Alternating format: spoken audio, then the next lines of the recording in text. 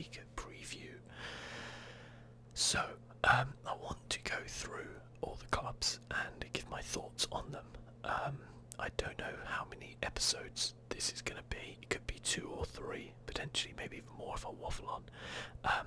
But basically I want to go through all the clubs in order and chat about them, my thoughts on them for the season coming up, transfers, maybe who they need to get in. It's important to remember I'm recording this on Tuesday the 31st of July at 6:51 PM. You can see that in the bottom right. It might go up later, so things might have changed because the transfer window does not close until 10 days I think it is.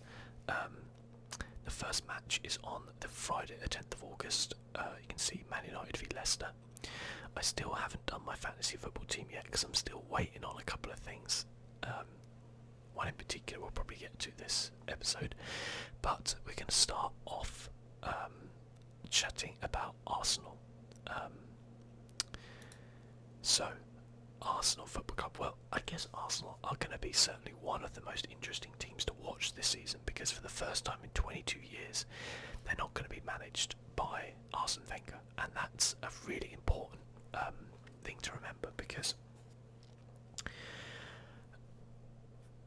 Arsenal under Arsene Wenger have played a particular style of football, a particular brand of football with particular players, and it does seem that Unai Emery has come in and his signings have been pretty interesting. I think to start off with, I think he's been fairly good with his signings. If we look at the transfers he's had Lichtsteiner, who I think is a very, very good signing on a free. Bernd Leno, so I think he's identified the keeper position as a problem and he's brought in Leno. I'll get back to that in a second though. Papathopoulos from Dortmund, who is a big, strong centre-back. With good experience. Torreira, I suppose, from Sampdoria, who looks pretty good, and Guendouzi, Matteo Guendouzi, as well. So he's certainly strengthened. I think Torreira is probably an important signing in midfield. And yeah, I think he's building off a really good squad that Arsene Wenger had, if not a very underachieving squad. So I wanted to talk about the goalkeepers because obviously they've got in Leno, and the reason why I said, that we'll talk about this is because last season Petr Cech is kind of recognised their number one, but Ospina plays a lot as well. I think Ospina's going to be sold. I'm pretty sure of that. There was rumours that Cech might be as well. Wouldn't surprise me. And he just gets Leno in because the problem you have, especially when you have, say, 3 decent goalkeepers, and they are all decent goalkeepers, is that if someone makes a mistake, then the fans suddenly are calling for Cech back or Ospina back, and while you do want to have strength and depth, I think sometimes in the goalkeeper position, that can actually be negative because sometimes you want a good, solid goalkeeper, and especially when someone's joining you from a foreign league, comes from the Bundesliga,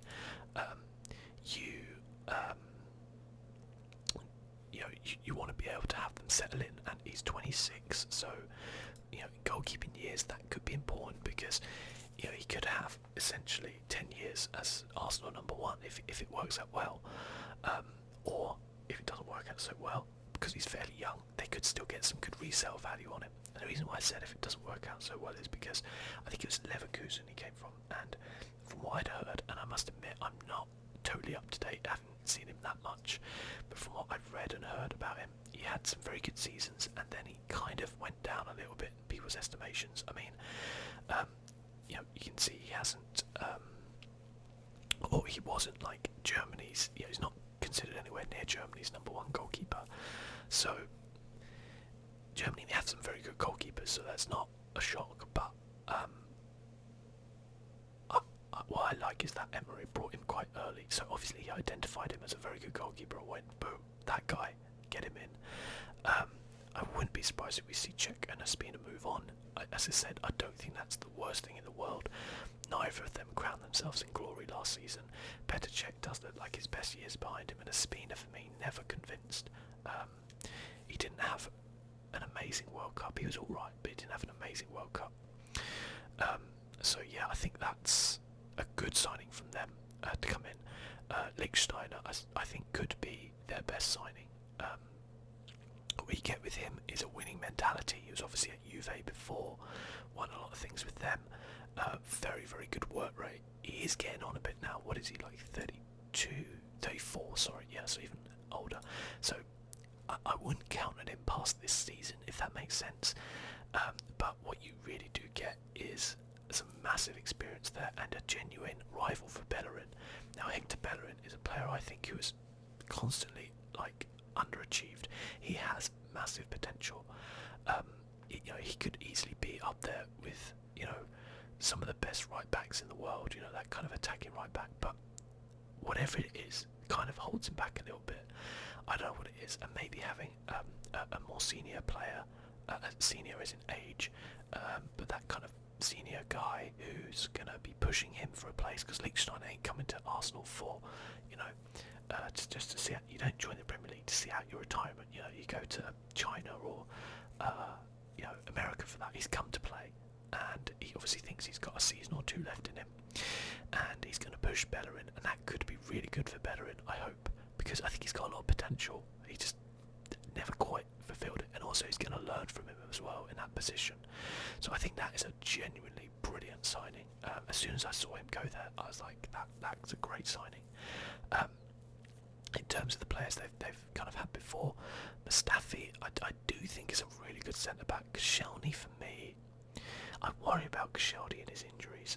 He does always seem to get injured, and there was at one point when people were talking about this guy as one of the best defenders in the world. I think the injuries might have done him in a little bit, but he's there to prove me wrong, I guess. Rob Holding and Callum Chambers, two young players. I'd say centre backs probably. Chambers can play on the right, so they've got some good kind of backup there. Mavropanos, people quite liked him last season. I think from what I know, Emery's going to play with four at the back. I don't know where Socrates is going to fit in as well, if he's going to be like a number one centre back, or if he's more of a kind of rotational backup. Kolasinac, the left back who they signed last season, I thought had a really good season.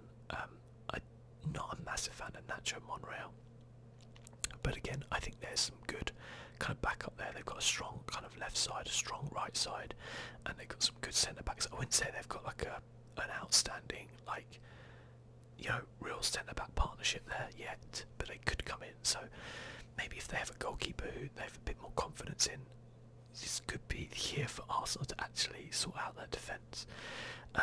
Midfield's not changed too much. Lucas Torreira is looking a pretty decent signing from Sampdoria. That kind of industrious midfielder they kind of need.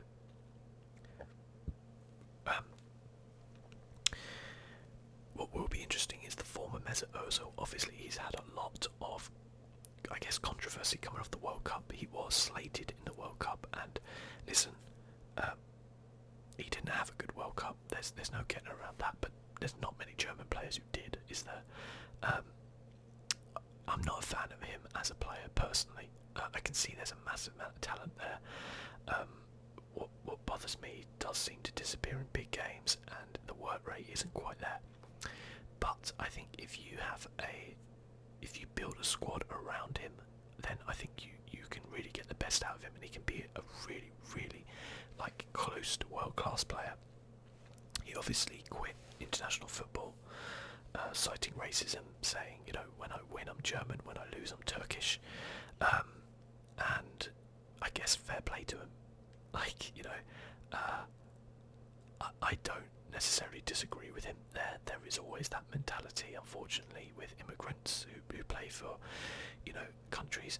In Ozil's case, I believe he's actually born in Germany. Sorry, he just has Turkish parents, so it's kind of a little bit dumb, but dumb that people are treating him in that way. And some of the comments made, particularly by Bayern Munich's chairman, I think were not helpful in any sometimes you have to make a stand, and sometimes, you know, I've no doubt that Ozil loves playing for Germany. You know, he won the World Cup with them, for goodness sake.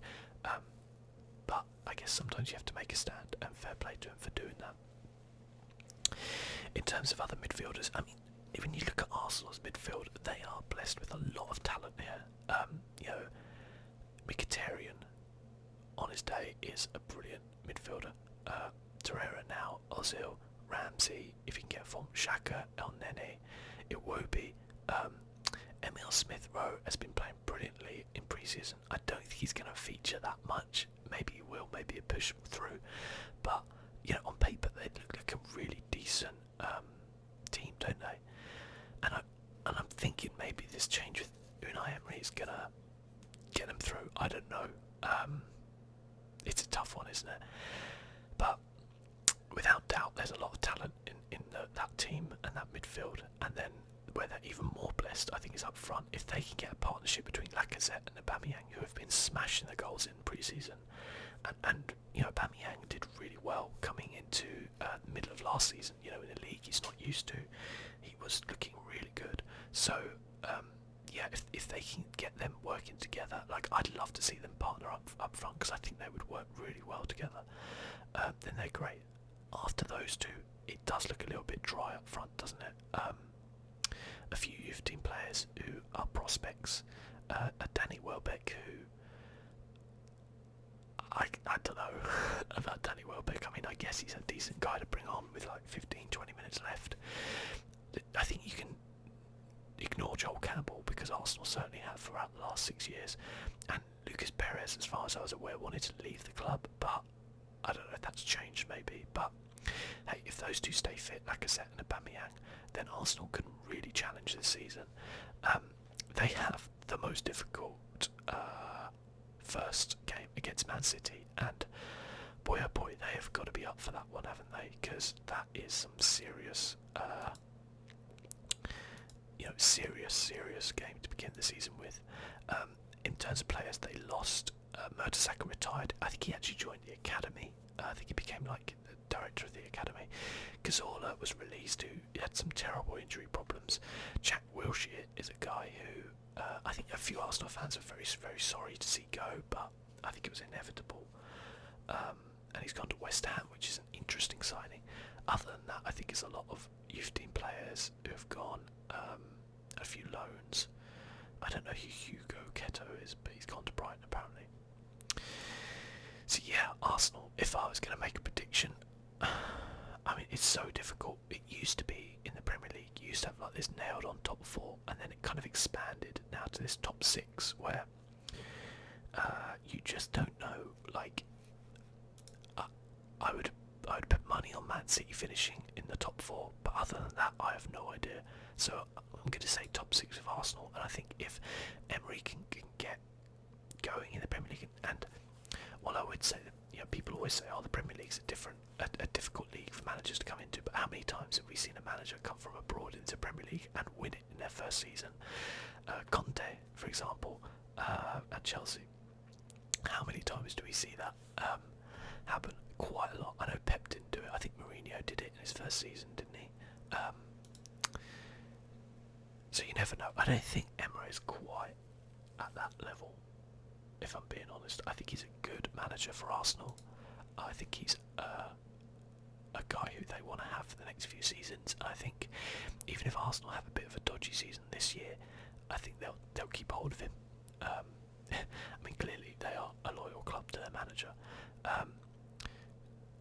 But I wonder how many of these players and who they can attract, because the Premier League transfers this season have been weird, because we have this, like, there haven't been that many big signings, and I'll obviously go through most of them, but you know, when you look at Arsenal, there isn't like blockbuster signing there to say, oh, that guy's, you know, that's the Premier League, you know, these guys chucking money around. They've signed like 5 really good players who will improve their squad without doubt, and you know, a few of them will jump into the first team, I'm sure, but you wouldn't say that they've signed a superstar, as it were.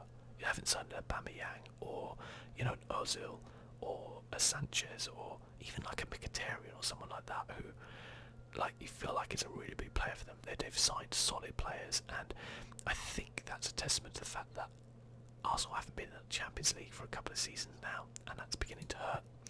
And yeah, I think as a result, they've got a good enough team to finish in the top four.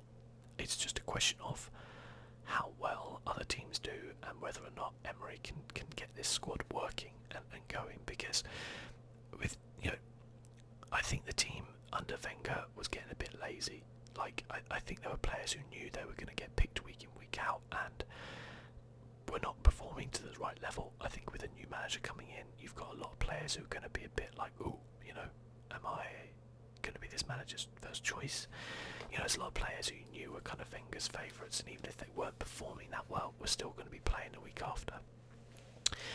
And by the end of it, just a lot of players who just didn't seem like they cared. And I think instilling that hunger back in the team is Emery's first, like, major, like, kind of plan, or the first major objective he's got in this team. So, yeah, obviously, Man City first game, then Chelsea, then West Ham. I mean, honestly, it doesn't get really much harder than that for anyone. If they can come out of that with a few points, you know, a couple of draws and a win, maybe something like that, then I think that is actually really positive for them. The easier games will come, but, you know, maybe there's no easy games in the Premier League, but, you know, they're looking good, but, and they've looked good in friendlies in pre-season, but I don't know how much you can even take from that. It's, you know, it's there or thereabouts, I guess. Bournemouth. Okay, Bournemouth. I think Bournemouth have been pretty quiet. They have been very quiet in the transfer business. A lot of clubs have, though. I feel like, for those who don't know, the transfer window usually runs until the end of August, but they're cutting it because they're starting the league earlier this season. And I think that, combined with the World Cup, a lot of players not getting back to their clubs, has led to quite a few teams having a very slow transfer window. Bournemouth probably being one of them, but I will also say that Bournemouth have quite a good squad, like solid squad, and Eddie Howe, a solid manager who likes to work with players and improve them. Every year I think Bournemouth are going to go down, and every year they prove me completely wrong. So I don't know anymore. There are some players who are getting on a bit. Jermaine Defoe. I don't know how much they're going to have, and they have some pretty good players, and I think keeping hold of a lot of these players will be important. There's a few clubs out there who just keeping hold of certain players will be like signing a new player, if that makes sense. I think players like Harry Arter, Lewis Cook, very, very good midfielders who, with all the respect to the world of Bournemouth, bigger clubs will be looking for them. And yeah, I think that's important. I think that there's still a lot to come from Jordan Ibe as well.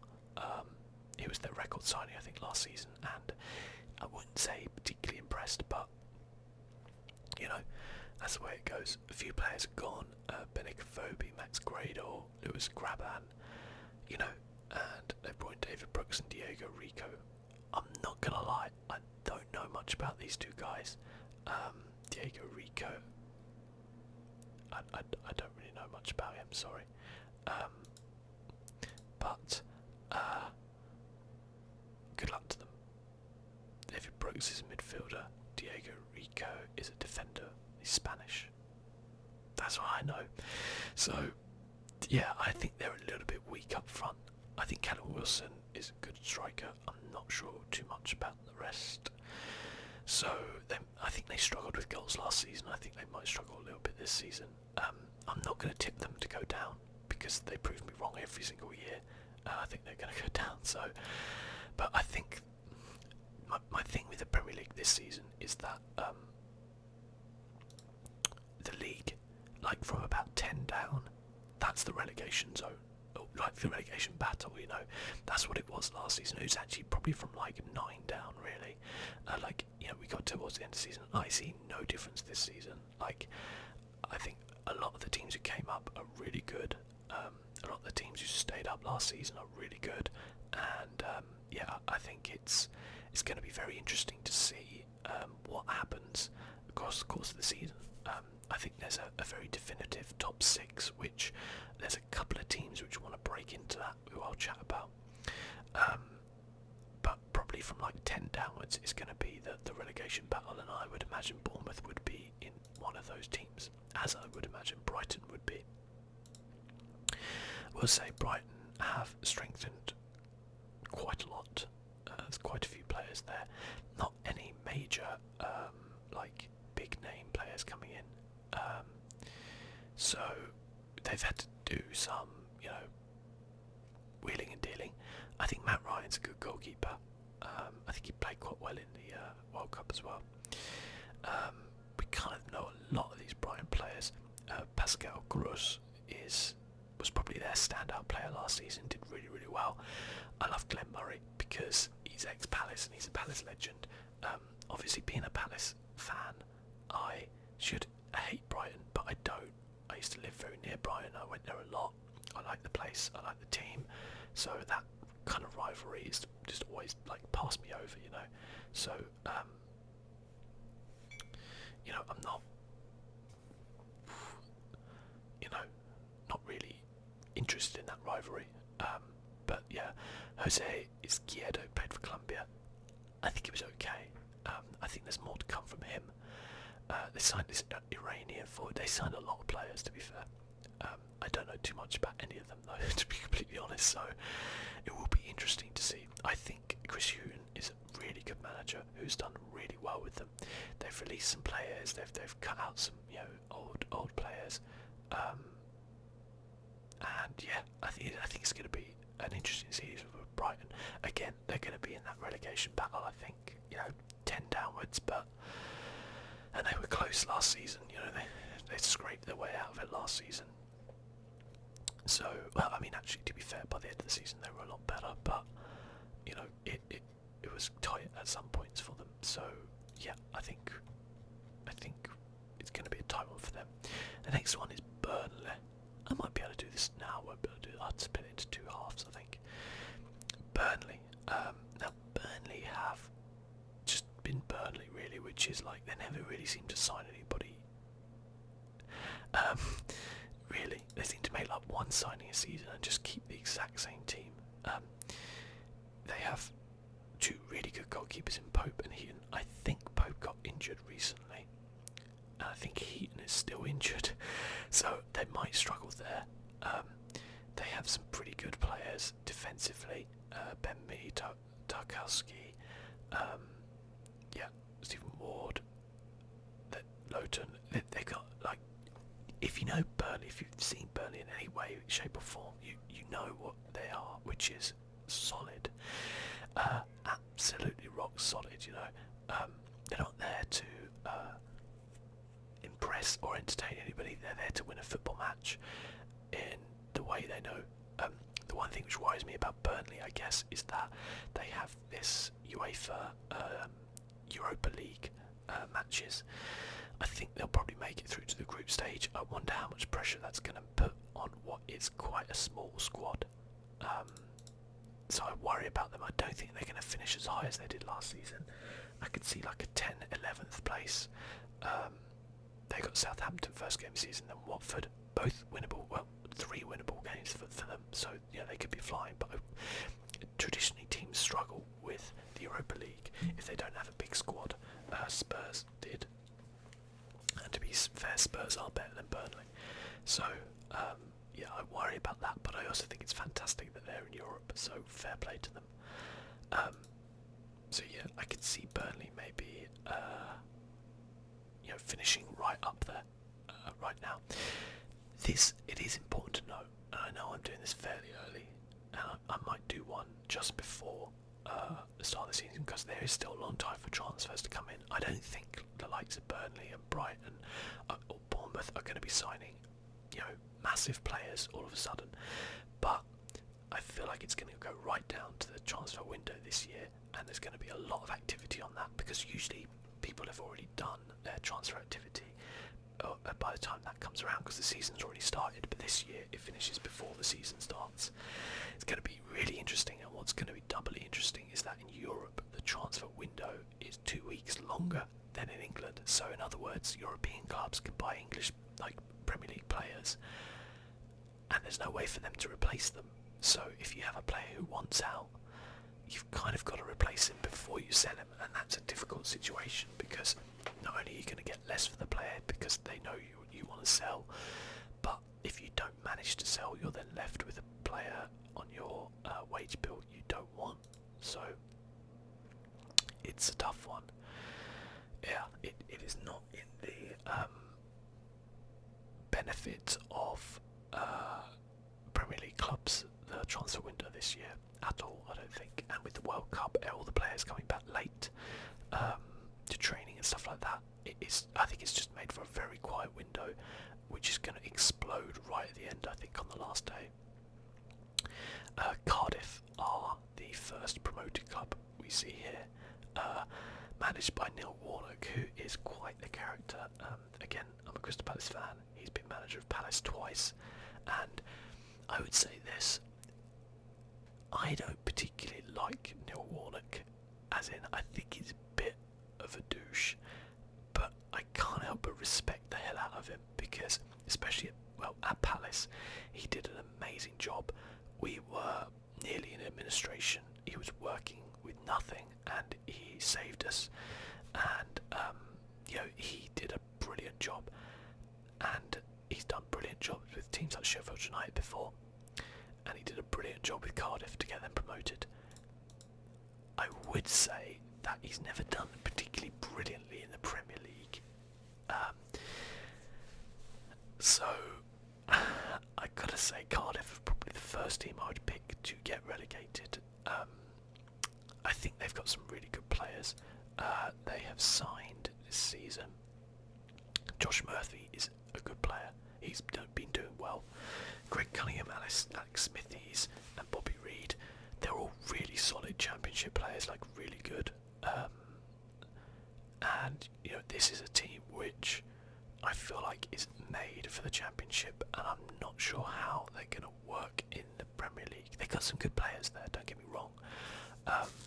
Some really, really good players. I think, was it Bamba and Manga, I think, are the central defenders who were a really solid partnership. Pilkington has done well in midfield. As I said, Murphy, really good midfielder. Bobby Reed's really good. I've heard really positive things about them. Up front, I think they might struggle a little bit, but we'll see. Aaron Gunnarsson in midfield's obviously just a really solid player. They've got options up front, definitely, but I don't know if those options are good enough for the Premier League. We'll see. They would be my first tip to get relegated, but that's probably easy to say about any promoted side.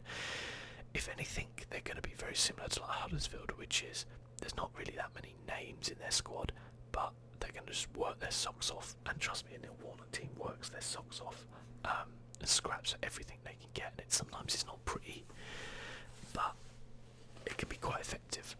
I hope they do stay up because I think Warnock is a bit of a figure of fun, and he doesn't often get the respect he deserves. As I said, sometimes it's his own making because he can be a bit of a plonker, but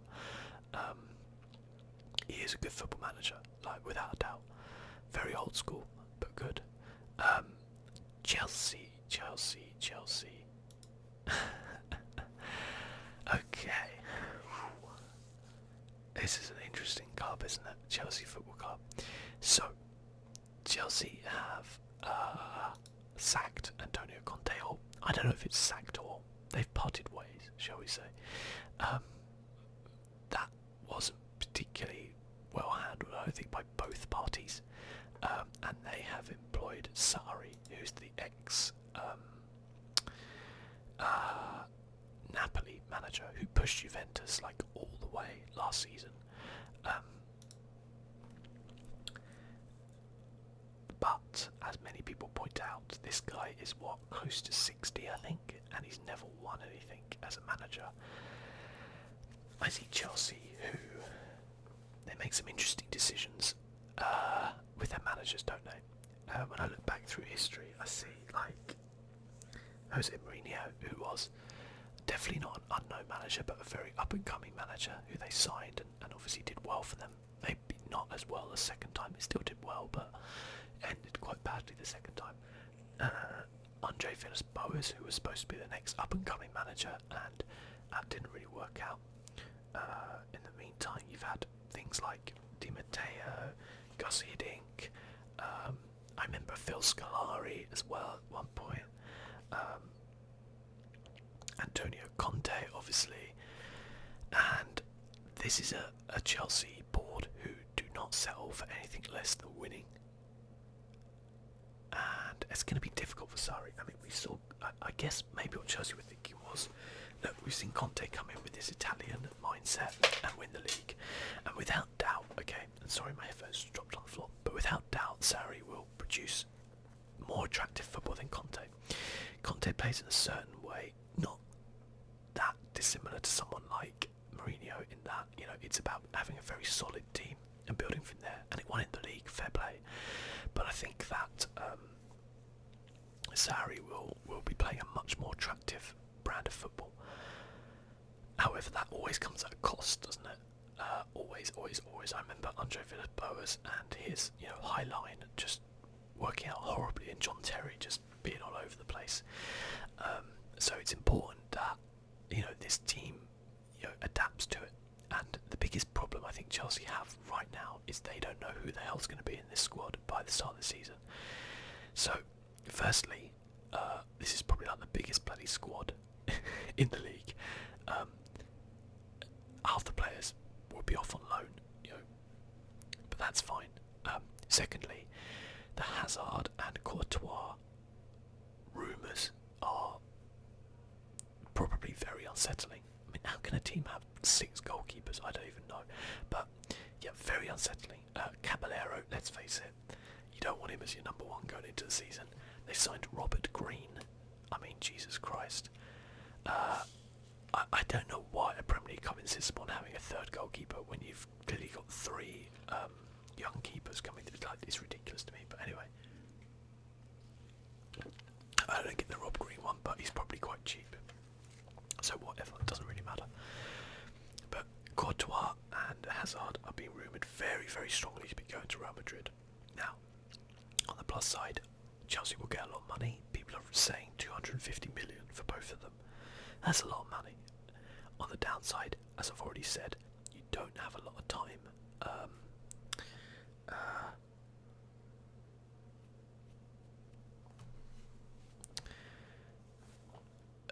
Don't have a lot of time to sign a replacement, do they? And I guess the biggest worry for Chelsea is that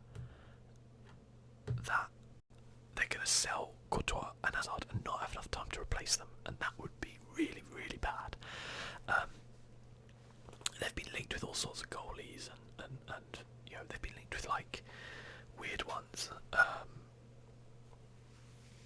who clearly they're like never going for. Honestly, my opinion would be, if you are going to sell Courtois to Real Madrid, why not sign Keylor Navas? I think he's a really good goalkeeper, and he'll be good for you for another couple of seasons where you can then kind of look at it again. There's a few goalkeepers out there that they could get, especially if they had a lot of money for selling Courtois, but you know, that will really unstabilise the squad. Hazard, on the other hand, is a lot more difficult to replace. I don't know how they replace him or who with. There's no one in the squad who looks like they could do the same thing that Eden Hazard does. There's not many players in the world who can do the same thing Eden Hazard does. So that for me is the real struggle for them. In terms of players in, they signed Jorginho as well from Napoli. So this is a guy who played with Sarri. He knows his style of football, and that's great. Like that's exactly brilliant. That's the sort of signing they need to make. But the fact that they've really only signed one player is probably very worrying at the minute for Chelsea fans, because you know, if you're I mean, it's difficult. Like, they don't want to lose Hazard or Courtois, do they? But what can you do if a player wants to leave? I don't know if they do or not, but it's really difficult. There are rumours as well that we're going to be getting Higuain in, which I think that's been kind of squashed now. But I mean, Higuain's not good. Like, Higuain's 31, and Chelsea don't have a good record with bringing in old strikers, do they? Anyone remember Shevchenko? Or even, well, I don't know who else, but I think it would be a bad move for Higuain anyway. I think Chelsea are way better than that. Morata, there's a question about him. Is he going to be there? You know, he misfire. I think he's a good striker. I really do.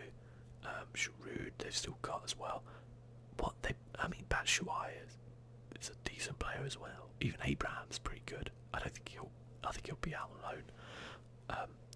The question is, like, who do you want to go into the new season with Morata, Batshuayi, and Giroud as your strikers? It's not a bad strike force. I don't know. Like, it's so many questions, and that's just the strikers. Again, midfield, and there's so many more questions in there. Danny Drinkwater. I mean, surely he's got to move on. Kante, yeah, he'd be the first name on the team sheet for me. He's a brilliant player. Barkley,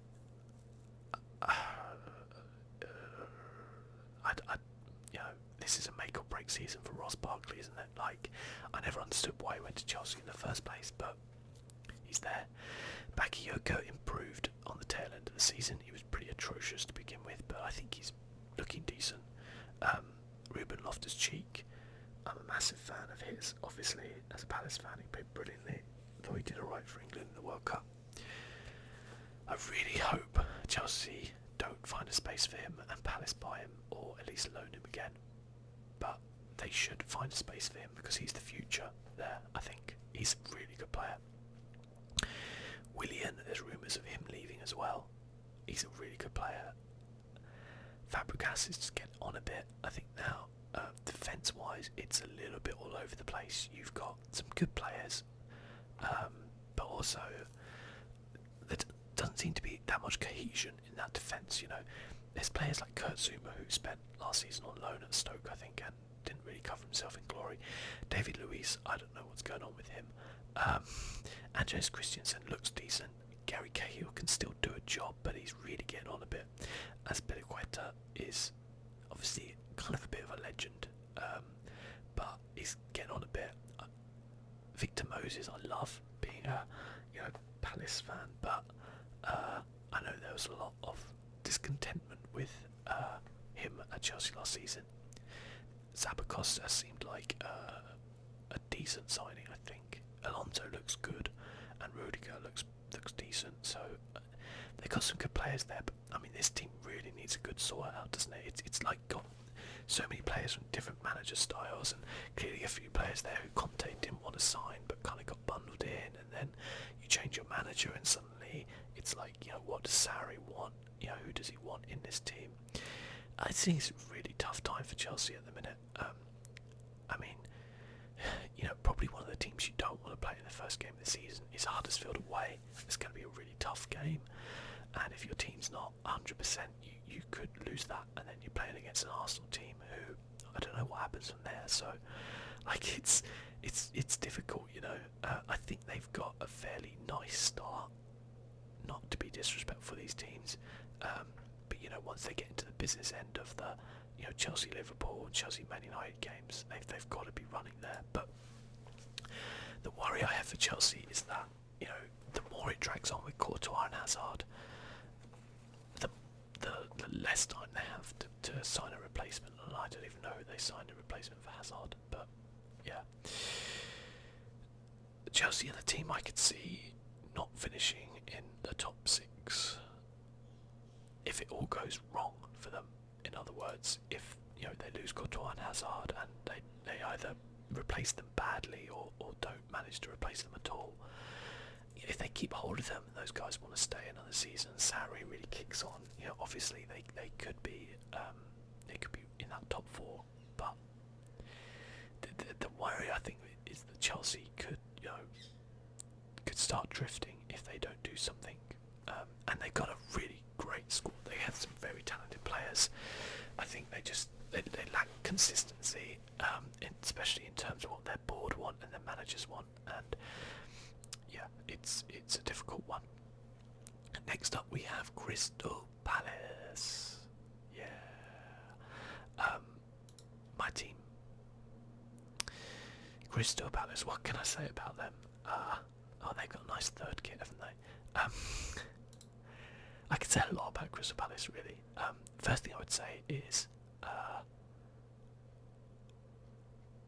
everything in our entire season revolves around Wilfried Zaha. This entire like, it's actually terrifying for me right now because I like if Crystal Palace keep Wilf, I think we're going to be fine this season. As in, I think we'll finish mid-table. Hopefully, we'll be away from the relegation zone for most of the season. I think Hodgson has done a fantastic job, and I think he'll continue that on. He's just a really solid manager.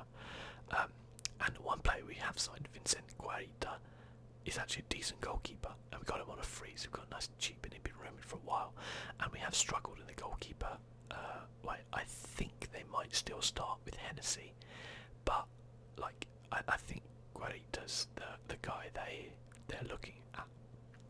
So he made a good signing there, but everything comes down to Zaha. And again, it's a kind of a Chelsea situation where what terrifies me is that we lose him on transfer deadline day or a couple of days before to like Tottenham for 70 million or 50 million, whatever you want to say. Listen, if Richarlison's worth 50 million, Zaha's worth 100 million, I'm telling you that now. By that I mean Richarlison is not worth 50 million. But listen, Zaha, I obviously have quite a biased opinion of him. I've watched him since he came through from the academy as a Palace player, and I've seen the way he's evolved as a footballer, and I would say that when I saw him in his first stint at Crystal Palace, he was this kind of like skinny teenager, or early 20s, who liked to try and take players on, would often kind of lose the ball. He reminded me of Ronaldo when he first came to Man United. You remember that Ronaldo, quite a skinny kid, loved to step over. You could see there was talent there, but no one really expected him to turn into Cristiano Ronaldo. Now, I'm by no means saying Zaha is because Ronaldo will turn into a player like that, but what I've seen from him is a similar transition, albeit not quite as good, in that he's bulked up a bit, he looks stronger, he looks more hungry, he leads the team like he is the main man of this team without a doubt, and there are some good players in this team, but he is the number one player they look to. He is the Messi of Crystal Palace, like in a way Barcelona look to Messi when they need something, they need that bit of skill, they need him to do something. Palace look to Zaha, it's like, just give the ball to Zaha, and he is relishing that there. I would love beyond anything to see him play another season at Crystal Palace, but I'm also realistic that, like, in my opinion, outside of the top 6 teams, he is the best player in the Premier League, and I included that when Mahrez was at Leicester. I rate him higher than Mahrez personally. I know people might think that's crazy, but outside of a top 6 team, I think he's the best player, and he is improving constantly. You can see that improvement. He's not just stagnated from the age of about 22, where people are like, "Oh, he's a really good player." No, he's pushed on, and I think he will push on. The worry for me, as I said, is we lose him early and we can't replace him because he's almost irreplaceable for us. The other worry for me is from a personal point of view. I don't want to see what happened to him at Man United. He goes to a big team and then they just ignore him. Because I want to watch him play football. I love watching him play football, and Tottenham seem to be the team who want to be coming in for him. And honestly, like, as somebody who wants to see this kid do well, because I really appreciate everything he's done for this club, I would not begrudge him moving to Tottenham, because I think that would be a great signing for them, and I think he would fit in well with that team. I don't know who they drop. That's the problem. But I think he is looking really, really good as a player. And I know sometimes, like, you only see the highlights on Match of the Day, or you only maybe see the little highlights on YouTube, but trust me when I say, like, he is a really good player. What he offers our team is phenomenal. It's no coincidence we didn't win a game without him last season. He is that important to us. As I said, a club like Crystal Palace, like we're not a big club, okay? We've been punching above our weight for a while, and we have signed some decent players along the way. Our transfer business this season worries the hell out of me because we've lost some experienced players and we haven't signed anyone apart from a goalkeeper. But then again, I look at a lot of other sides, I'm like, they haven't really signed anyone anyway. Liverpool's the exception, but we'll get to them. But yeah, so positives, Crystal Palace. Patrick Van Arnold, I think, is turning into a really good kind of left back, attacking left back. I think it's really good. Tompkins and Sacco really look like a very good partnership in central defence. Sacco didn't have a great season last season. He was injured for a fair bit. It took him a while to get into it. He was magnificent for us the season before when he came on loan, and I think this season he's going to really show what he can do. And Tompkins had looked brilliant alongside him. They just look like such a solid partnership. Schlup's actually looked quite good in pre-season as well. Young guy Aaron Wan-Bissaka looks pretty good as well. We have some real solid players in defence. If you see, like Reed Ward, John Ward, Martin Kelly, Papa Suarez, like we actually have pretty good defence, I think. And as I said, the Tompkins-Sacco partnership is so important. And if we get a decent keeper behind them, like we could be really solid. Couple that with like Milicevic and MacArthur, like in central midfield, Townsend, on the wing, Zaha on the other kind of wing, or wherever the hell he wants to play. Like it's good. There's no depth in that midfield. Though. Look, how many midfielders we've got? 1, 2, 3, 4, 5, 6, 7. 7 midfielders. We need midfielders. We've been linked with a couple, and I mean, Naya Kirby is a youth team player. Johnny Williams hasn't played for Crystal Palace. He's been on loan for like the last 5 seasons, I swear.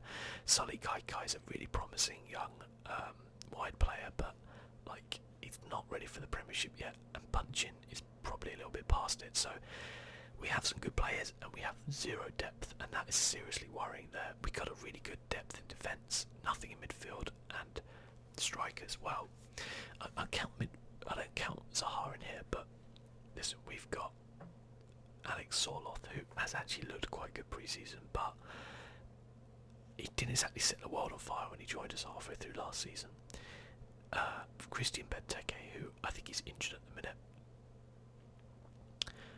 but I mean, I don't know.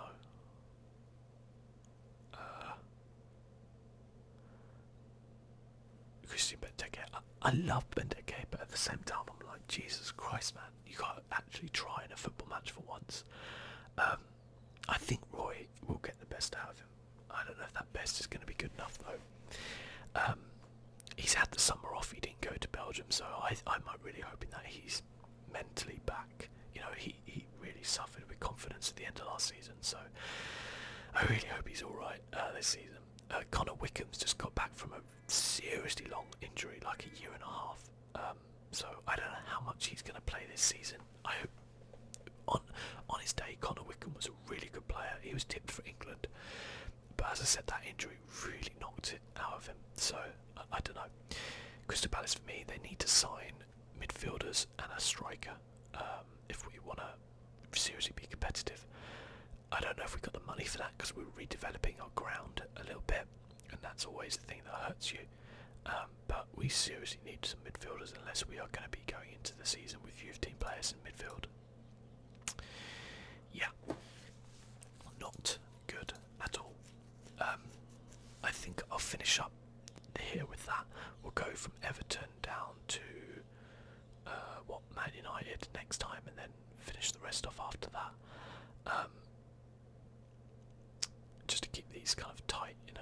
But enjoy it so far. So I'll do kind of 3 things on it. But yeah, one thing I will say about Crystal Palace is if we lose Zaha and we don't replace him, we will probably get relegated. We'll see what happens though. Anyway, till next time, guys.